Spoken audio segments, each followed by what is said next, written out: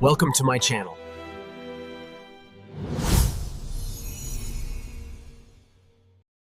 The air in Lochdubh was not merely cold, it was a physical weight, a damp, bone-chilling shroud that smelled of salt spray and the encroaching peat smoke of midwinter. It was the week before Hogmanay, a time when the rest of Scotland prepared for a frenzy of celebration, but in this corner of the Sutherland coast, the villagers preferred to hunker down and wait for the sun to remember its duties.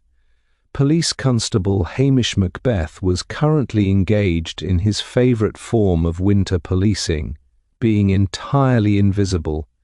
He was hunched over a steaming mug of coffee in the back corner of the Lochdubh Hotel, his lanky frame draped in an old tweed jacket that had seen better decades.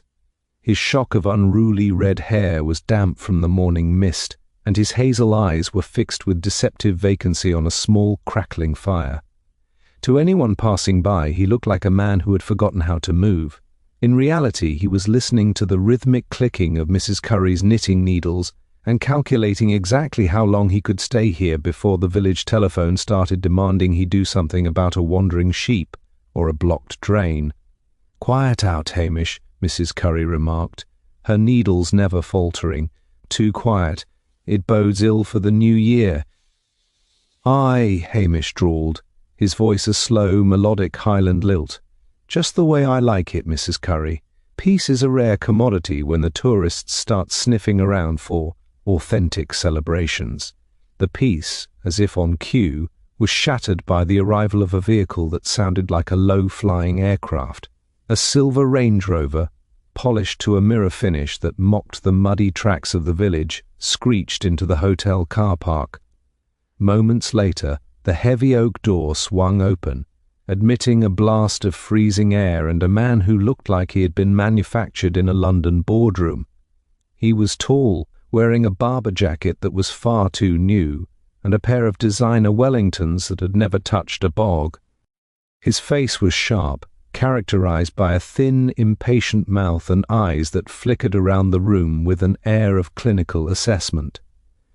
This was Marcus Thorne, the man who had recently purchased the old fishing lodge on the point, and proceeded to offend every living soul in Lochdubh by suggesting that the village pier should be converted into a boutique marina. "You there," Thorne snapped, pointing a leather-gloved finger at Hamish. "I assume you're the local law enforcement, provided you haven't actually turned into a piece of furniture." Hamish slowly raised his gaze, his expression one of polite, slightly dim-witted curiosity. "I am the constable, Can I be helping you with something, Mr. Thorne? Did you lose your way to the city?" Thorne sneered, ignoring the jab. "I want to report a trespasser. Someone has been skulking around the lodge at night. I suspect the locals are trying to poach from my private stretch of the river. I expect you to patrol the perimeter tonight every hour." Hamish sighed, a sound of profound inner weariness. "The river is high, Mr. Thorne, and the banks are slick, and as for trespassing, people in Lochdubh have been walking those paths since the Jacobites. They don't take much to fences." "I don't care about Highland tradition," Thorne barked. "I pay substantial taxes and I expect protection. I'm hosting a very important guest for the new year, a man of considerable influence. If I find one of these raggedy poachers on my lawn, I'll hold you personally responsible."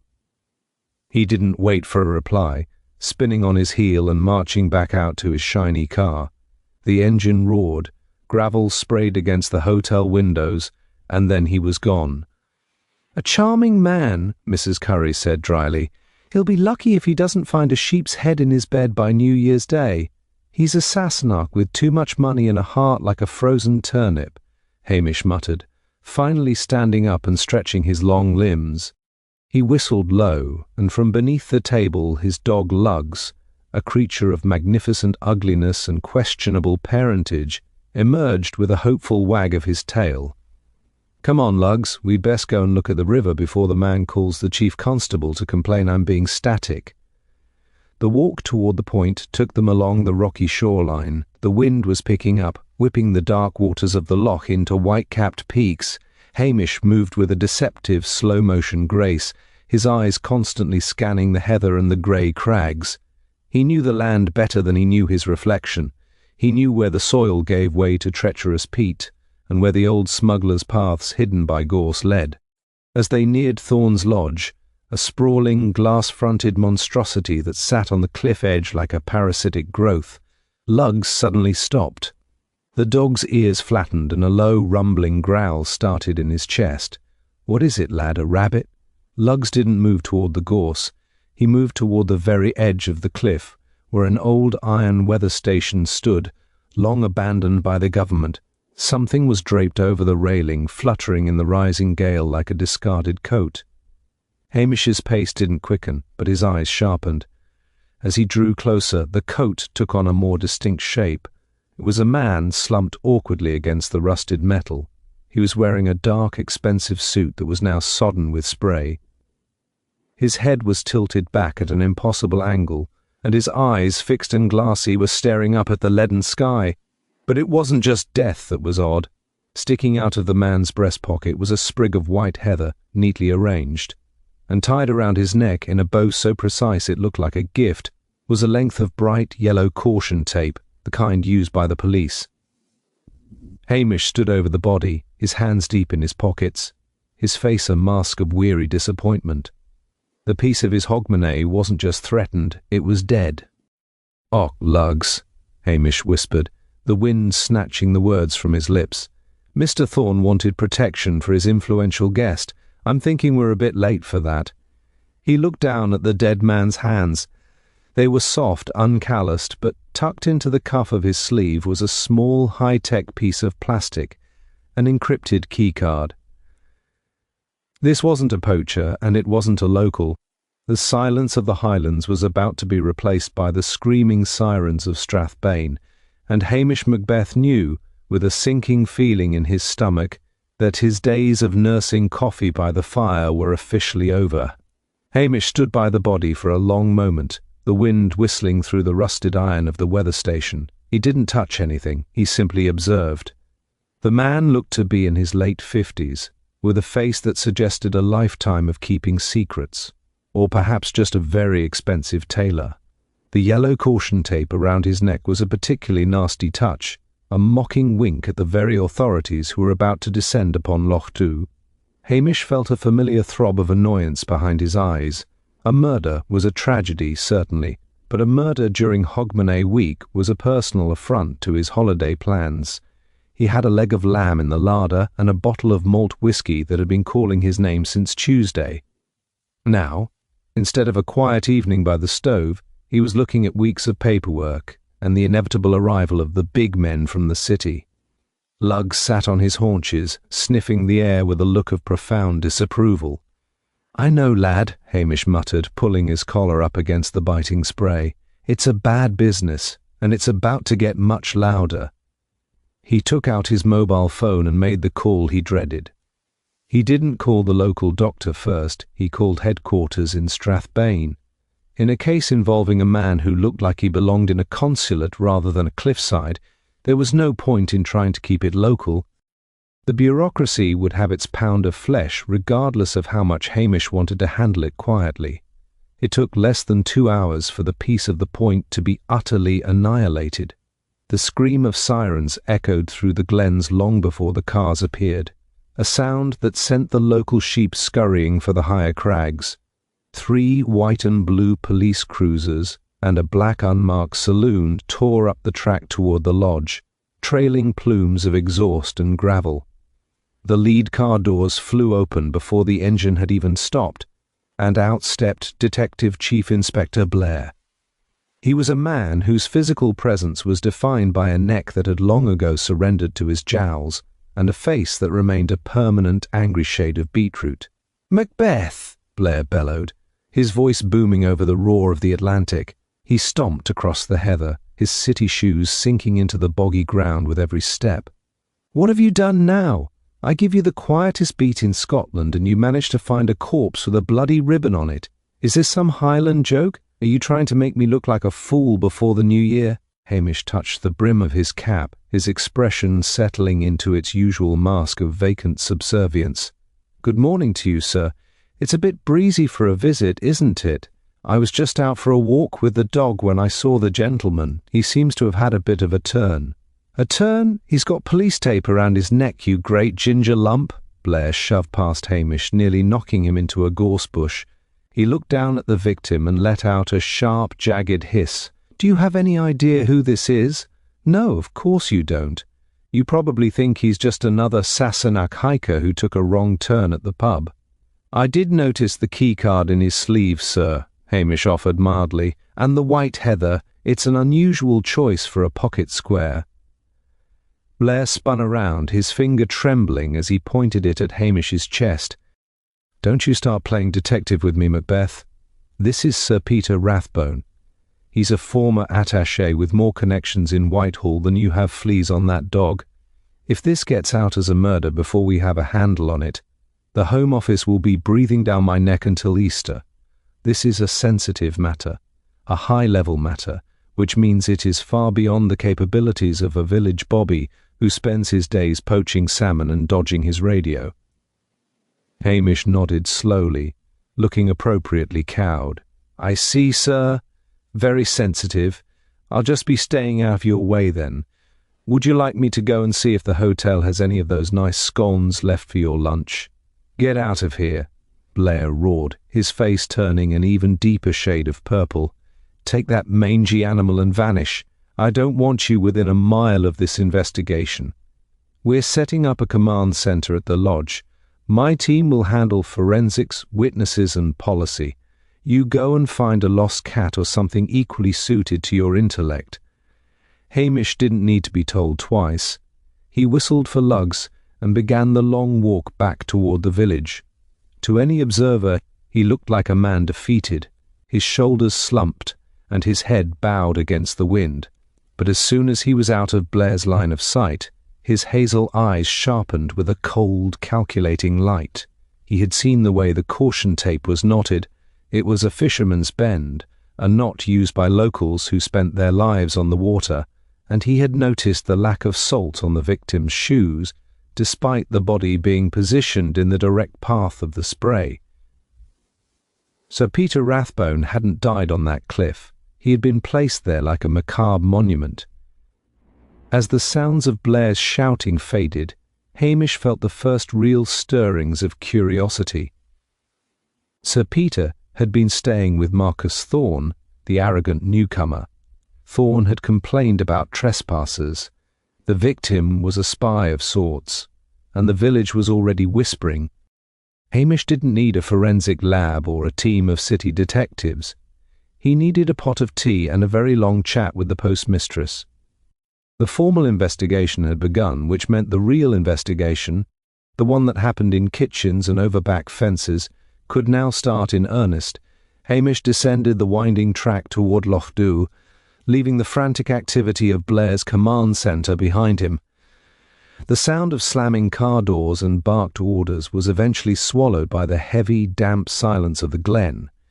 He knew exactly where he was going. While Blair was busy fingerprinting a cliffside in a gale, Hamish knew that the true pulse of the village was to be found in the warmth of Mrs. Kennedy's post office. Lugs trotted faithfully at his heels, his tail low against the biting wind, seemingly as eager for indoor heating as his master. The post office was a small stone-built extension of Mrs. Kennedy's cottage, smelling perpetually of damp wool, ink, and peppermint humbugs. As the bell above the door gave its familiar tinny chime, Mrs. Kennedy looked up from a stack of pensions, her spectacles perched precariously on the tip of her nose, her eyes, sharp as a hawk's despite her age, immediately fixed on Hamish's wind-blown state. "So the circus has arrived, has it?" she asked, her voice crackling like dry heather. "I saw the white cars tearing past an hour ago, and I heard that the poor man at the lodge has met a sticky end. Sir Peter, was it? The one who looked like he'd swallowed a coat hanger." Hamish leaned against the counter, his posture relaxing into a deceptive slump. "Aye, Mrs. Kennedy, a bad business. Sir Peter Rathbone. Found him up by the weather station. Blair's in a right state about it, shouting enough to wake the dead." Mrs. Kennedy snorted, reaching under the counter for a tin of shortbread. "Blair couldn't find his own feet in a fog. But Sir Peter, he wasn't what he seemed, Hamish. He came in here 3 days ago to post a letter, registered, mind you, to a London address that looked very official. He was nervous, kept looking over his shoulder at that flashy fellow Thorn. They weren't friends, if you ask me, more like two dogs fighting over the same bone. Hamish took a piece of shortbread, nodding slowly as he chewed. Is that so? And what about Thorn? Has he been into the village much? Only to complain, Mrs. Kennedy replied, leaning in closer, her voice dropping to a conspiratorial whisper. He was in here yesterday morning raging because his internet connection was slow, said he had sensitive data to transmit. But it's the quiet ones you have to watch. That new gardener Thorn hired, the one from down south, he's been seen skulking about the village at odd hours, doesn't speak to a soul, and he has hands more suited to a piano than a spade. A gardener with soft hands, Hamish mused, his mind flashing back to the fisherman's knot around the victim's neck. That's interesting, Mrs. Curry. Did Sir Peter have any other visitors? Anyone from the village? Only Geordie the shepherd, she said with a shrug. But that was about a stray lamb. No, the real trouble was at the hotel last night. My nephew works the bar, and he said Sir Peter and Thorn had a row that nearly took the roof off, something about a betrayal and missing files. Then Sir Peter walked out into the mist alone. That was the last anyone saw of him until you stumbled upon him this morning. Hamish lingered for a while longer, absorbing the small details that Mrs. Kennedy dropped like breadcrumbs. He learned that Thorn's important guest had been seen burning papers in an oil drum behind the lodge just an hour after the body was discovered. He also heard that Thorn had recently taken out a massive insurance policy on the lodge's contents that Sir Peter had apparently been auditing. By the time Hamish stepped back out into the cold, his mooching had provided more leads than Blair's forensic team would find in a week. He knew that the gardener was a man of interest, that Sir Peter and Thorn were at each other's throats, and that something was being hidden in the smoke of that oil drum. He didn't have a crime lab, but he had the collective memory of Lochdubh, which was far more reliable. He decided his next stop should be the hotel. Had there been a row, there would be witnesses less biased than Mrs. Kennedy's nephew. Besides, the cold was beginning to seep into his marrow, and the thought of a bowl of Mrs. Curry's Cullen skink was far more appealing than wandering the cliffs. He whistled for Luggs, who was investigating a frozen puddle, and began the short walk to the village square. The mystery of the spy in Hogmanay was starting to take shape, and it looked less like a professional hit and more like a very personal, very Highland revenge. The warmth of the Lochdubh Hotel hit Hamish like a physical embrace as he pushed through the heavy oak doors, the scent of wood smoke and roasting meat momentarily drowning out the lingering chill of the cliffs. He shook the dampness from his tweed jacket, Luggs performing a vigorous shake of his own that sent a fine mist of seawater over the polished wainscoting. The residence lounge was uncharacteristically busy for a midweek afternoon, a testament to how quickly the news of a spy in Hogmanay had spread through the local grapevine. In a high-backed chair near the hearth sat Priscilla Halberton-Smythe, looking as cool and elegant as a winter morning in a cashmere sweater the colour of a Highland loch. Her presence in the village always sent a flicker of something complicated through Hamish's chest, a mixture of old affection and the sharp awareness of the social chasm that lay between a penniless constable and the daughter of the local gentry. She was reading a newspaper, but as Hamish approached, she lowered it, her grey eyes sharp with a silent query. "I hear you've had a busy morning, Hamish," she said, her voice a calm contrast to the frantic whispering of the other guests. "The entire village is talking about Sir Peter. My father is in a state he knew the man from the London clubs. He says Rathbone was a man who lived for his secrets." Hamish eased himself into the chair opposite her, sighing as his boots began to steam near the fire. "Aye, Priscilla, a man of many secrets and apparently a man with a very unlucky choice of friends. Blair has taken over the lodge, turning it into a fortress. He's currently convinced it's a political assassination by foreign agents, though I suspect he just likes the sound of the words." Priscilla leaned forward, her voice dropping. "It wasn't a professional hit, Hamish, not according to what I saw. I was driving back from the estate late last night, past midnight. I saw Thorne's Range Rover parked near the old bridge, not the lodge. 2 men were arguing in the headlights. One was Thorne and the other, well, he was much shorter, wearing a heavy fisherman's smock. They were pulling something from the back of the car. Hamish stilled his lazy demeanour momentarily, discarded. A fisherman's smock? You're sure? Quite sure. And Hamish, there's something else. That gardener Mrs. Kennedy mentioned? He isn't a gardener. I saw him earlier today speaking with one of Blair's sergeants. They seemed familiar, not like a suspect and a policeman, but like colleagues. Hamish let out a long, slow whistle. The gardener was likely an undercover plant from another department, which meant Rathbone wasn't just visiting, he was being watched. If Rathbone and Thorne had been arguing about missing files, and a fisherman was involved in moving something from Thorne's car at midnight, the narrative Blair was building was already full of holes.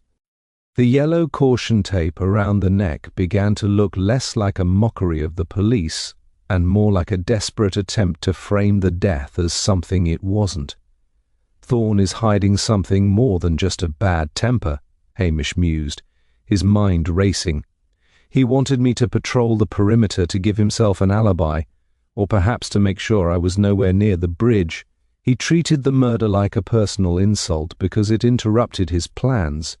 But what if the plans were the motive? He's a man driven by social standing, Priscilla added, her brow furrowing. He's been trying to buy his way into the Highland elite for months. Sir Peter could have ruined that with a single phone call if he found something unsavoury in Thorne's background. My father mentioned that Thorne's wealth appeared quite suddenly after a failed merger in the city. Hamish nodded, his stomach giving a loud, traitorous growl. Before he could respond, Mrs. Curry appeared with a tray bearing a bowl of thick Cullen skink and a crusty roll. "Eat up, Hamish. You look like you've been pulled through a hedge. And take no notice of those city men in their suits. They've been in here demanding espresso and acting as if we've never seen a crime before." Hamish thanked her, the rich, smoky aroma of the soup providing a temporary reprieve from the cold weight of the investigation. As he ate, he watched the gardener enter the lounge, looking around with a practiced nonchalance that screamed of surveillance training. The man didn't look like he'd ever held a spade in his life. The pieces were shifting, and Hamish realized that the red herring Blair was currently chasing, a mysterious foreign hit squad, was exactly what the killer wanted them to see. But the fisherman's knot and the midnight meeting by the bridge told a different story. It was time to find out who that fisherman was, and why Marcus Thorne was so desperate to burn his own secrets. Hamish finished the last of his soup, the warmth of the fish and cream finally reaching his toes. He glanced toward the gardener, who was now pretending to be deeply interested in a tourist brochure for the local distillery. The man's attempts to blend were as subtle as a bagpipe in a library. Hamish rose slowly, nodding a silent thank you to Priscilla, whose grey eyes remained fixed on him with a mixture of concern and expectation. He knew he had to move carefully. If the gardener truly was a plant from a rival department, then the death of Sir Peter Rathbone was already a political minefield that could swallow a village constable whole. He stepped back out into the gathering twilight, the sky now a bruised purple. Instead of returning to the police station, he took a narrow, winding path that led toward the harbour. He needed to find the fisherman's smock Priscilla had mentioned. In Lochdubh, there were only a handful of men who still wore the heavy, traditional canvas smocks, and most of them were currently huddled in the back bar of the Harbour Inn, complaining about the price of diesel. As he walked, Hamish processed what he knew. Thorne had a gardener who was actually a spy. Sir Peter was an auditor of secrets who had been found strangled with police tape, and there was a midnight meeting involving a fisherman. The yellow tape wasn't just a mocking gesture, it was a signature. It suggested someone who had access to police supplies, or someone who wanted to make it look that way. Hamish's mind flickered to the local Coast Guard station, which shared a storage facility with his own small office. He found Archie, a retired sailor with a memory like a steel trap, sitting on a bollard by the harbour, nursing a cold pipe. "Archie," Hamish said, leaning against a rusted winch. "Tell me something. Have you seen anyone from the lodge down here lately? Someone who might be handy with a fisherman's bend?" Archie spat into the dark water. "Thorn's man was here. Not the gardener, the other one, the chauffeur. He was asking about tides and the deep water under the weather station. Wanted to know if a heavy object dropped there would stay put. I told him the currents would carry a grand piano to the Hebrides if the wind was right." "The chauffeur," Hamish repeated. "I haven't seen much of him." "That's because he spends most of his time in the back of the lodge, burning things," Archie grunted. "He was down at the bridge last night too. I saw the lights of that big silver car. There was another fellow with him, wearing a smock I haven't seen in 20 years. It looked like one of the old museum pieces from the Heritage Centre." Hamish felt a cold prickle of realization. The Heritage Centre had been broken into a week ago, but nothing had been reported missing except for some old rags.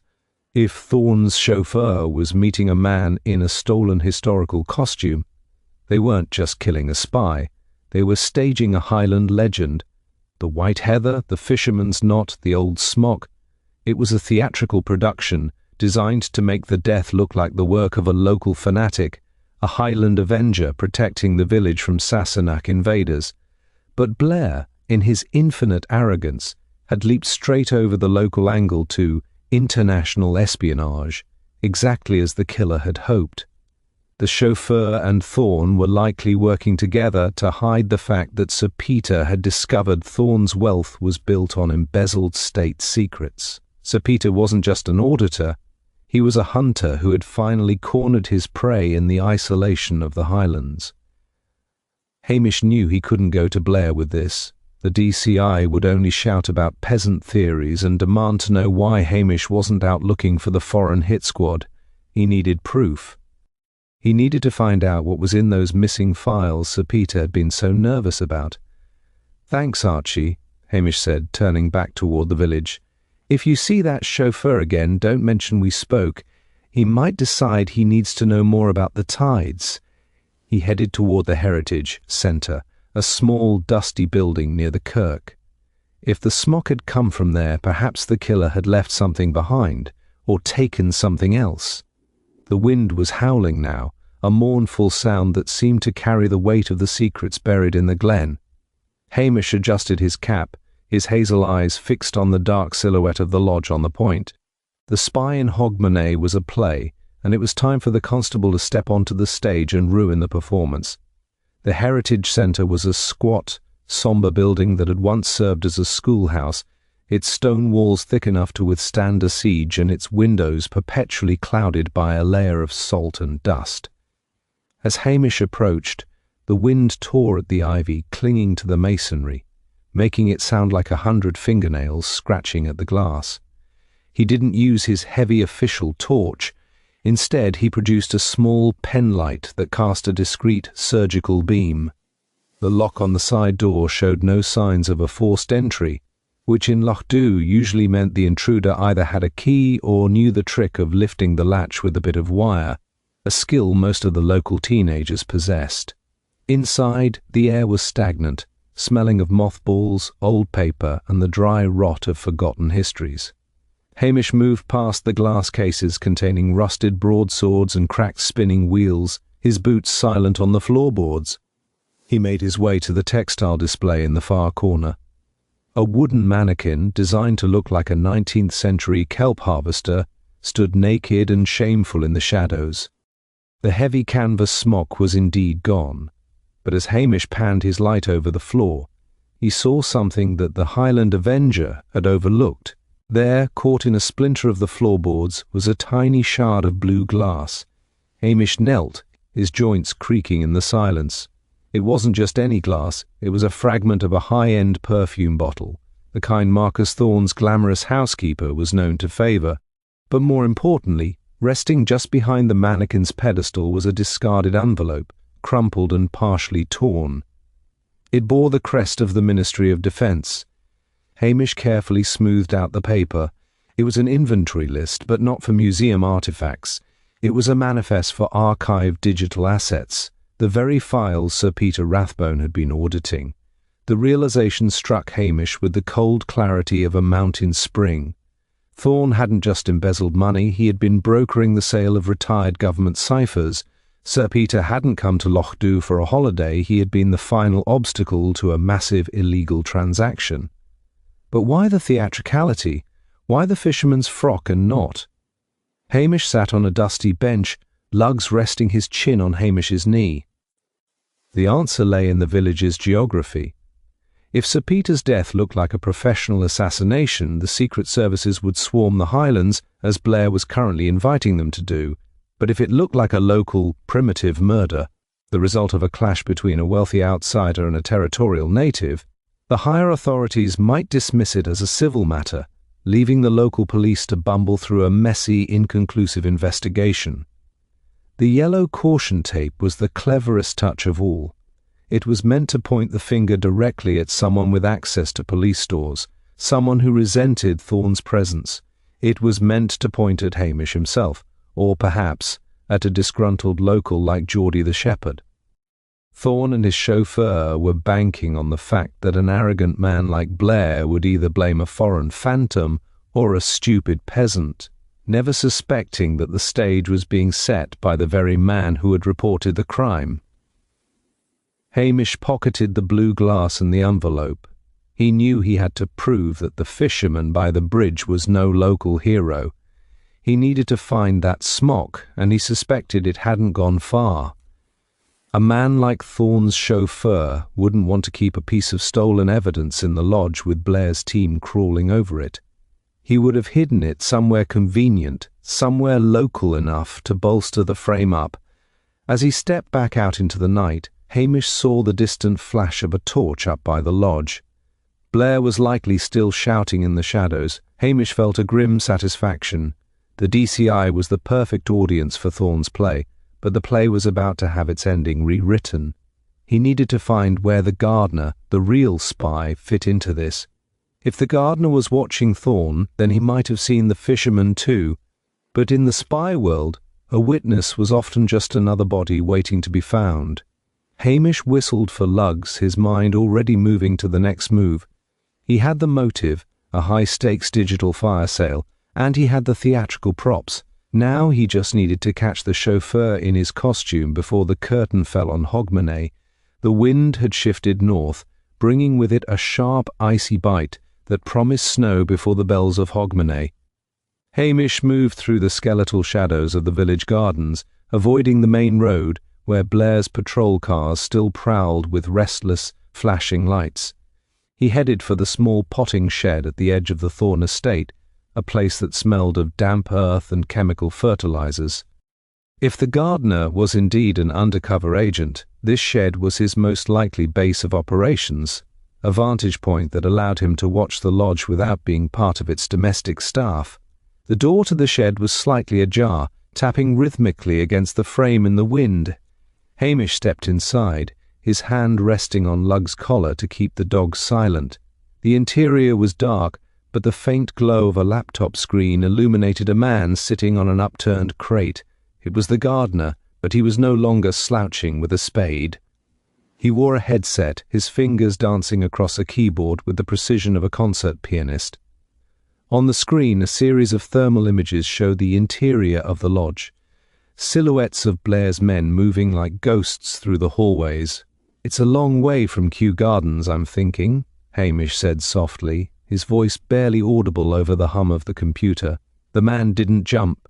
He froze for a second, then slowly turned his head, his face illuminated by the monitor's blue light. "Constable Macbeth, I wondered how long it would take you to wander here. You have a reputation for being observant, and you have a reputation for being a terrible gardener, Mr. Smith, if that's even your name," Hamish replied, leaning against a stack of peat bags. "You've been watching Thorn and Sir Peter. You saw what happened at the bridge, didn't you?" The agent sighed, rubbing his eyes. "I saw enough to know that Blair is chasing a ghost. I'm with the special branch, Hamish. Sir Peter was our lead on a leak coming out of the mod. Thorn wasn't just embezzling, he was the broker for a group of former intelligence officers selling off old encryption keys. Sir Peter was supposed to secure the digital handoff, but Thorne decided it was cheaper to kill the auditor than to pay back the debt. "And the fisherman?" Hamish asked. "The one Priscilla saw?" "That was Miller, Thorne's chauffeur," Smith said, gesturing to a window on the screen. "He's a former SBS, Special Boat Service. He knows his knots and he knows how to kill. The whole Highland Avenger routine was his idea. They wanted to turn a state security breach into a local hate crime. They even stole that smock to give the locals someone to point at. If the investigation stayed local, they could have slipped the digital assets out in the confusion." Hamish nodded, his eyes fixed on a small flashing icon on the screen. "And the files? Are they still in the lodge?" "No," Smith said grimly. "They're on a hardened drive. Miller has it. He's planning to move tonight, using the Hogmanay bonfire as a distraction. The village will be crowded, the police will be busy managing the locals, and a man in a fisherman's smock won't look out of place in a crowd of mummers." Hamish felt the weight of the situation. Blair was currently at the hotel, probably ordering another round of sandwiches and congratulating himself on his international theories, while the real killer was preparing to walk right through the heart of the village with the crown jewels of British intelligence in his pocket. If Hamish tried to tell Blair now, the DCI would either laugh him out of the room or launch a heavy-handed raid that would send Miller bolting into the hills, where the drive would be lost forever. "I can't stop him alone if he's SBS," Smith admitted, looking at Hamish with a newfound respect. "My orders are to observe and report. If I interfere and the drive is destroyed, a leak remains unsealed." "In Lochdubh," Hamish said, his voice hardening, "we don't much like people who dress up in our history to cover their sins. Miller might be a professional, but he doesn't know the village like I do. He thinks he's playing a part, but he's forgotten that on Hogmanay everyone is watching everyone else." Hamish stood whistling for lugs. He had the motive, he had the identity of the killer, and he knew the timing of the escape. He didn't need a tactical team or a warrant. He needed to set a trap that would make Miller's Highland Avenger look like a clumsy amateur. He needed to turn the village's own traditions against the man who had tried to mock them. "Stay here, Mr. Smith," Hamish said as he reached the door. "Keep your eyes on those screens. When the bonfire starts, I'll be needing you to be a witness, but not to a spy movie. You'll be witnessing a very simple arrest for a very local crime." As he stepped back out into the freezing night, Hamish's mind was already at the harbour. He knew where the bonfire wood was stacked, and he knew exactly how a man in a heavy canvas smock would try to blend in. The play was reaching its final act, and the constable was about to drop the curtain. The village of Lochdubh was beginning to transform as the hour of the Hogmanay bonfire approached.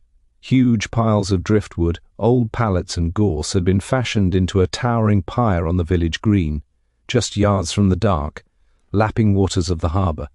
The air was thick with the anticipation of the first footing, but beneath the festive surface, a predatory tension simmered. Hamish moved through the gathering crowd, his lanky frame blending into the shadows cast by the flickering torches. He had traded his police cap for a shapeless wool bonnet, looking for all the world like just another weary local looking for a dream. He knew Miller, the chauffeur, would be arrogant. A man trained in the dark arts of the SBS would view the villagers as nothing more than set dressing, background noise to be ignored. Miller would be wearing the stolen heritage smock, banking on the fact that in the chaotic light of the fire, one more rustic figure wouldn't draw a second glance. Hamish also knew that Miller would have the hardened digital drive strapped to his body. To a professional, the most dangerous place was often the safest, right in the middle of a crowd. "Have you seen the minister, Hamish?" Mrs. Curry asked, appearing out of the gloom with a tray of clouty dumplings. "He's supposed to say a blessing before we light the fire, but he's gone missing in the huddle." "I haven't, Mrs. Curry," Hamish replied, his eyes never stopping their rhythmic scan of the pier. "But keep an eye on your tray. There are strangers with hungry looks." He spotted the Highland Avenger near the edge of the harbour wall. The figure was standing perfectly still, the heavy canvas of the museum smock hanging stiffly around a frame that was far too athletic for a local fisherman. The hood was pulled low, but the way the man balanced on the balls of his feet gave him away. Miller was waiting for the moment the fire was lit, the moment when every eye in Lochdubh would be turned toward the flames, to slip into a waiting dinghy and vanish into the mist of the loch. Hamish didn't approach him. Instead, he made his way to the back of the bonfire pile. Earlier, he had mooched a very specific item from the hardware shop, a length of thin, high-tensile fishing line and a handful of heavy iron weights. He had also spoken to young Geordie, telling the lad that a special guest might try to jump the fire for a dare and needed a bit of a surprise to keep him safe. The drums began to beat, a low, primal thrumming that signalled the start of the ceremony. DCI Blair was visible on the hotel balcony, a glass of malt in one hand and a cigar in the other, looking down at the peasants with a mixture of boredom and contempt. He had no idea that the international crisis he'd been dreaming of was standing 50 yards away, preparing to sail off with the nation's secrets. "Now, lugs," Hamish whispered. The dog, sensing the shift in his master's energy, stayed low, his hackles raised. As the first torch was tossed into the gorse, the bonfire erupted in a spectacular roar of orange flame and crackling sparks. The crowd cheered, the heat pushing them back in a great surging wave. It was the perfect diversion. Miller moved, a shadow among shadows, heading for the slipway where a small boat was tied. He moved with a silent, gliding speed, confident that the stupid policeman was somewhere else, likely nursing a coffee. But Hamish had already laid his own fisherman's knot. As Miller stepped onto the slick stones of the slipway, he didn't see the line Hamish had strung across the path, anchored to a rusted mooring ring. Miller's foot caught the wire, and for all his elite training, the laws of physics remained indifferent to his pedigree. He went down hard, the iron weights Hamish had attached to the line swinging around his ankles like a medieval bowler. "Going somewhere in such a hurry?" Hamish asked, stepping out from behind a stack of lobster creels. He held a heavy, old-fashioned police baton in one hand and his torch in the other. "It's a bad night for a boat trip, Miller. The tides are unpredictable, and I'm thinking that smock doesn't belong to you." Miller didn't waste time with words. He rolled, reaching into the folds of the smock for a weapon, his eyes cold and murderous. But Hamish wasn't a city detective who relied on backup. He was a man who had wrestled rams in the high crags. Before Miller could find his footing, Hamish was on him, the deceptive laziness replaced by a sudden, jarring, explosive force. The slipway was slick with a treacherous glaze of ice and salt water, making the struggle between the two men a desperate sliding scramble. Miller, his training kicking in despite the shock of the fall, lashed out with a heavy boot, catching Hamish in the ribs. The breath left Hamish's lungs in a sharp wheeze, but he didn't let go. He knew that if this man reached the dark water of the loch, the digital drive, and the truth about Sir Peter's death, would vanish into the depths. Lugs was a blur of snarling fury, snapping at Miller's heels and keeping the chauffeur from gaining the leverage he needed to draw the combat knife hidden beneath the canvas smock. "You're out of your depth, Macbeth," Miller hissed, his voice a jagged rasp as he tried to pin Hamish against the stone wall of the pier. He was stronger than he looked, his muscles like braided steel wire. "This isn't about local poaching. You have no idea what's on this drive." "I have a fair idea," Hamish gasped, twisting his body to avoid a lethal strike to the throat. "It's the price of a man's life, and in Lochdubh we don't much like the exchange rate." Hamish used the man's own momentum against him. As Miller lunged forward, Hamish dropped his weight, catching the chauffeur's leading leg and heaving upward. With a grunt of exertion, he sent the SBS man sprawling back toward the edge of the slipway. Miller's head cracked against a rusted iron ring, the sound sickeningly dull against the roar of the bonfire behind them. He slumped, his eyes rolling back, the fight finally drained out of him. Hamish stood up slowly, clutching his side and coughing. He looked down at the unconscious man, then reached into the folds of the stolen smock. His fingers closed around a cold rectangular object, the hardened digital drive. It was surprisingly heavy, a small piece of plastic that held enough secrets to topple governments. He tucked it safely into his own pocket, then turned his attention to the Highland Avenger's costume. He began to unfasten the heavy canvas, revealing Miller's tactical gear beneath. "Oh, Miller," Hamish murmured, his voice returning to its usual melodic lilt. "You should have stuck to driving the car. The theatre's a difficult trade." The crowd around the bonfire was still cheering, the heat and the music drowning out the scuffle at the water's edge. Hamish saw a figure approaching through the smoke. It was Smith, the special branch agent. He looked at the unconscious Miller, and then at Hamish, his expression one of stunned disbelief. "You took him down," Smith whispered, glancing at the baton in Hamish's hand. "An SBS operative, alone. He tripped," Hamish said simply, his face settling back into its mask of vacant innocence. "The Highland stones are very unforgiving to strangers. I believe you'll be wanting this." He handed the digital drive to Smith, who took it as if it were a holy relic. "And Sir Peter?" Smith asked. "The evidence?" "It's all in the staging," Hamish replied, nodding toward the lodge where Marcus Thorne was likely waiting for a signal that would never come. Miller killed him because Thorne ordered it. The files were the motive, but Blair needs a win, and he must think it was all his idea. If we tell him the truth now, he'll be so busy trying to understand the espionage part that he'll forget the murder part. Hamish looked at the hotel balcony. Blair was still there, basking in the glow of the fire and his own perceived importance. A plan was already forming in Hamish's mind, a way to ensure Miller and Thorne were punished while protecting his own quiet life in Lochdubh. He needed Blair to discover the killer in a way that made the DCI look like a hero, while simultaneously making the case so high profile that Hamish would be the last person anyone would want to promote. "Help me get him up to the hotel," Hamish said to Smith, gesturing at Miller. "And bring that smock. We're going to give the DCI a Hogmanay gift he'll never forget. But remember, Mr. Smith, as far as the world is concerned, I was just out walking the dog when I saw the great detective, Chief Inspector Blair, corner his suspect." Smith looked at the lanky constable, a slow smile spreading across his face. "You're a devious man, Macbeth, a truly devious man." "I'm just a lazy one," Hamish corrected, whistling for lugs, "and I've a very strong desire to finish my New Year's dream in peace."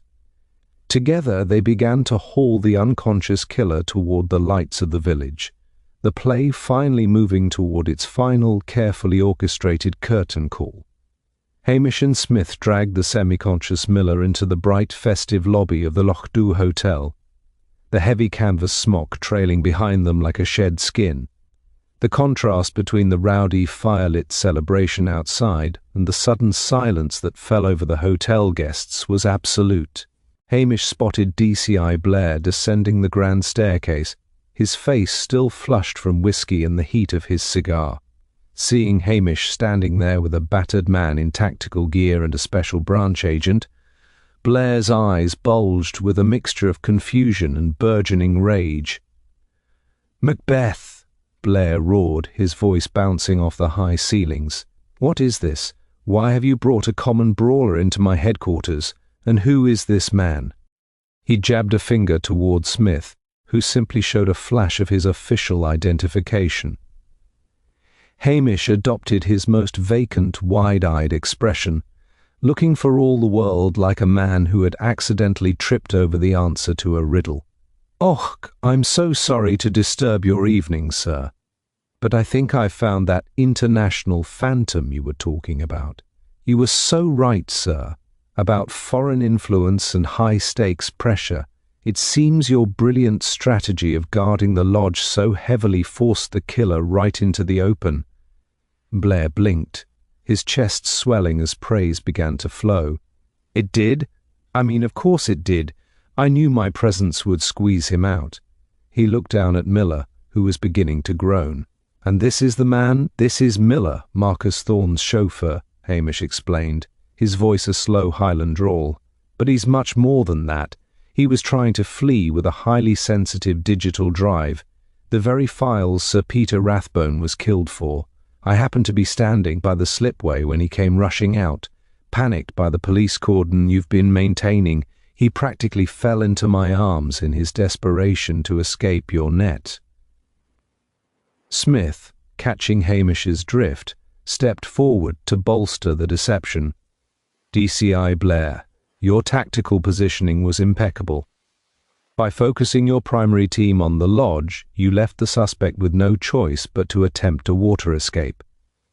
Fortunately, Constable Macbeth was there to finalize the apprehension under your indirect supervision." Blair beamed, the cigar in his hand trembling with excitement. He could already see the headlines in the Strathbane Gazette: "Local Detective Masterminds Espionage Arrest." Yes, well, it was a classic pincer movement, Blair lied smoothly, stepping over to Miller and roughly pulling the man's head back to inspect his face. "I knew Thorne was involved. The man's a crook. Anderson, get the cuffs on him, and someone gets Marcus Thorne here immediately. I want them both in the cells by midnight." As the hotel erupted into a fresh frenzy of police activity, Blair turned his attention to the digital drive Smith was holding. "I'll be taking that, of course. It's central to my case." "Actually, sir," Hamish said quickly, sounding concerned, "Mr. Smith here tells me that the drive is so sensitive, national security and all that the Home Office will be wanting to handle it directly. If you include it in your local report, the paperwork alone would keep you tied to a desk in Strathbane for the next 3 years. You'd be so busy with secret hearings and NDAs that you'd never have time for another big investigation." Blair froze, the horror of 3 years of bureaucratic desk work momentarily overriding his greed for glory. 3 years of paperwork? With the Home Office? He looked at the drive as if it had suddenly turned into a live grenade. "Right, yes. Right, Macbeth. Smith, you take the gadget. I've no interest in London's technical rubbish. I've caught the killer and his employer. That's the meat of the matter. The rest is just clutter." Hamish sighed with relief. By letting Blair take the credit for the arrest, but keeping the spy element strictly in Smith's hands, he had ensured that the case would look like a brilliant piece of traditional detective work. Blair would get his promotion and hopefully a transfer to a very busy, very faraway city. Meanwhile, the actual national security breach would be quietly tidied up by the special branch without the local constable ever being called to testify in a high-profile London court. "You've done adequate work today, Macbeth," Blair said, patting Hamish on the shoulder with a heavy, patronizing hand. "For a man of your limited horizons, now clear off. I've a press statement to draft and a new year to win." Hamish touched his cap, his hazel eyes flickering toward Priscilla, who was watching from the edge of the room with a small, knowing smile. He had done it. The killer was caught, the secrets were safe, and most importantly, he had made himself look entirely incidental to the whole affair. He whistled for lugs and walked toward the door, leaving the noise and the flashing lights behind. The bells of Hogmanay were beginning to ring out from the kirk, signalling the start of a new year, one that Hamish intended to spend in blessed, uninterrupted silence. The bells of the kirk rang out across the frozen waters of the loch, their deep, rhythmic peals announcing the arrival of the new year.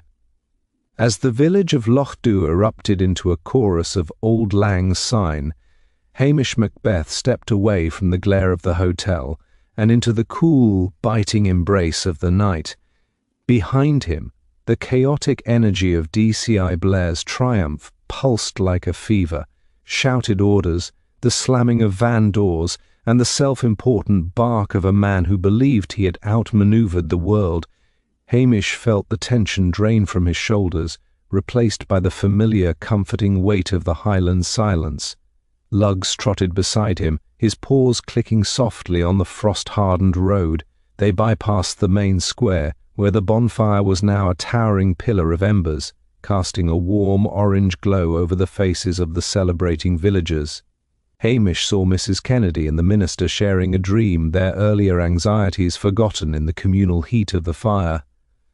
To them, the spy in Hogmanay was already becoming a legend, a story to be told and retold, until the truth was polished away by time and local pride.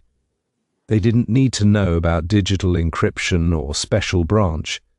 They only knew that the village had stood firm against an outsider who hadn't respected the rules of the glen. He reached his small police cottage at the end of the lane, the stone walls looking silver in the moonlight. Inside, the air was chilly, but it took only a few moments to stoke the embers in the stove and set the kettle to whistle. He didn't turn on the electric lights, preferring the soft, flickering shadows provided by the hearth. He moved with the unhurried precision of a man who finally had his time back. A man who was no longer a piece on a chessboard, but the master of his own small, quiet world. He poured himself a generous measure of the malt whiskey he'd been eyeing all week, the amber liquid catching the light of the fire. As he sat in his worn armchair, lugs curling up at his feet with a contented sigh, Hamish felt a profound sense of satisfaction. Marcus Thorne was currently being driven toward a cell in Strathbane, his dreams of Highland aristocracy replaced by the cold reality of a criminal trial. Miller, the elite operative who had underestimated a village bobby, was facing a future of long-term incarceration, and Sir Peter Rathbone, the man who had lived by secrets, had finally found justice in a place that valued the truth of the land above all else. Best of all, Blair's report would be a masterpiece of self-aggrandizement. The DCI would paint Hamish as a bumbling assistant who had merely been present at the scene, ensuring that any thought of promotion or transfer would be buried under the weight of Blair's own ego. Hamish took a slow sip of his drink, the peat smoke flavour warming his throat. He was safe. He was still the constable of Lochdubh, a man who could spend his mornings poaching salmon and his afternoons nursing a coffee at the hotel, without the prying eyes of headquarters. The wind rattled the window pane, a reminder of the harshness of the Highlands that he loved so dearly. The gardener-smith was likely already on a train to London, his digital drive secure and his mission complete. The world of spies and high-stakes espionage had touched Lochdubh for a brief, violent moment and then moved on, unable to take root in the stubborn soil of the north. Hamish looked at the fire, his eyes reflecting the dancing flames. He had listened to what people didn't say, and in the silence he had found the answers that Blair's shouting never could. "Happy New Year, Lugs," Hamish murmured, raising his glass to the empty room. "May it be as quiet and as lazy as the last one." He closed his eyes, the warmth of the stove and the whiskey finally pulling him toward a deep, dreamless sleep. Outside, the Highland mist began to roll back in from the sea, swallowing the village, the mountains and the secrets of the past year in a vast grey peace. The mystery was solved, the law was satisfied, and Hamish Macbeth was exactly where he wanted to be, home. The first light of the new year crept over the horizon, painting the snow-capped peaks of the Quillins in shades of pale rose and gold. In the kitchen of the police cottage, the air was thick with the scent of frying bacon and the robust aroma of a fresh pot of coffee. Hamish moved with his characteristic deceptive languor, sliding a plate of eggs onto the table. Luggs sat expectantly, his tail thumping a rhythmic greeting against the linoleum floor. The frantic energy of the previous night felt like a fever dream, one that had broken with the coming of the frost. A soft knock at the door preceded Priscilla's arrival. She looked remarkably fresh for a woman who had spent half the night watching a man be arrested in a hotel lobby. She carried a small basket of scones, still warm from the estate's ovens. "I thought you might be in need of sustenance, Hamish," she said, taking a seat at the small wooden table. "My father is over the moon. He's already telling everyone how he suspected Thorne from the beginning. And Blair is currently holding court at the station, waiting for the press from Strathbane." Hamish chuckled, pouring her a mug of coffee. "Aye, the great detective is in his element. He's convinced he's the hero of the hour." He even told me this morning that I should try to emulate his instincts if I ever want to amount to anything more than a glorified shepherd." Priscilla watched him closely, a glint of amusement in her eyes.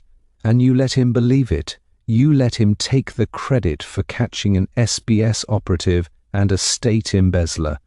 You realize that with this case on your record, you could have been a sergeant in Glasgow by the end of the month?" Hamish shuddered, a look of genuine horror crossing his face. "Glasgow, with the noise, the smog, and the people shouting at you every time you want to sit and think? No thank you, Priscilla. I'm quite happy being a glorified shepherd. The sheep are much better company, and they don't demand you wear a tie." He leaned back, his long legs outstretched toward the warmth of the stove. The mystery of Sir Peter Rathbone was officially closed. The digital drive was in London, Thorne was in a cell, and the theatrical Highland Avenger had been unmasked, as nothing more than a chauffeur in a stolen smock. The village had been protected, not just from a killer, but from the unwanted scrutiny of the modern world. "You know," Priscilla said softly, "Smith from Special Branch left a message for you. He said that if you ever get tired of Lochdubh, there's a place for a man with your specific talents in the city. He was very impressed by your fisherman's knot." Hamish smiled, a slow, contented expression. "That's kind of him. But I have everything I need here. I've a roof over my head, a dog who understands the value of silence, and a lock full of fish that still haven't learned my tricks." As Priscilla left, the village began to wake. He could hear the distant sound of Mrs. Kennedy's post office door opening and the faint chime of the kirk bell. Life in Lochdubh was returning to its natural, unhurried rhythm. The spy in Hogmanay would soon be nothing more than a colourful footnote in the village's long history, a tale to be told over a dram in the years to come. Hamish picked up his cap and whistled for lugs. He had a patrol to do, which mostly involved checking if the ice on the pier was safe for the local children and perhaps seeing if Mrs. Curry had any leftover dumplings. As he stepped out into the crisp, clean air of the new year, he felt a profound sense of peace. He was poor, he was underestimated, and his superiors thought he was a fool. It was the perfect cover. The sun climbed higher, sparkling off the white heather on the slopes. Hamish Macbeth, the smartest man in the Highlands and the laziest policeman in Scotland, began his walk, happy in the knowledge that for today at least, the only secrets he had to worry about were his own.